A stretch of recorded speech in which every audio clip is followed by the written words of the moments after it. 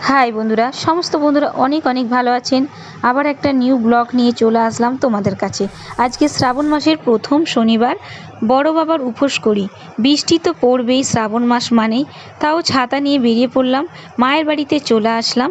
মা সব ফল কিনে রেখেছিল, আমি যেগুলো বাকি কেনা ছিল না সেগুলোও কিনে নিলাম।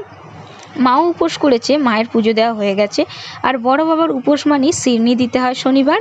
দুধের প্যাকেটটা কাটলাম না, মন্দিরে গিয়ে কাটবো, যেহেতু দুধটা পড়ে যাবে।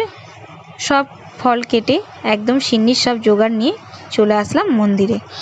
দেখুন শীতলা মায়ের মন্দিরটা অনেকটাই সুন্দর। এটা হলো শীতলা মা, তার পাশেই আছে বড় বাবা, কালী ঠাকুর, ভোলে বাবা, অনেক কিছু ঠাকুরই আছে। শীতলা মায়ের পুজো হয় মাঘী পূর্ণিমাতে, ফাল্গুন মাসে।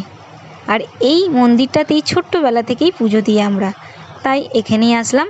আর বড় বাবার উপোস শনিবার আমাদের এখানে অনেক বৌদিরা দিদিরাই করে, প্রত্যেকেই পুজো দিয়ে এবারে পুষ্পাঞ্জলি দেবো। পুষ্পাঞ্জলি দেওয়ার পর ধূপ মোমবাতি জ্বেলে দিলাম, ঠাকুরের কাছে প্রার্থনা করলাম, তারপরে নমস্কার করে পুজোর থালা নিয়ে বেরিয়ে চলে আসবো। পুজো যেহেতু দেওয়া হয়ে গেল। কোন কোন বন্ধুরা শ্রাবণ মাসের শনিবারের উপোস করেন কমেন্টে জানাবেন। তারপরে বাড়িতে চলে আসলাম, প্রসাদটা মেখে সিন্নিটা সবাইকে দিলাম, তারপরে নিজেও খাবো।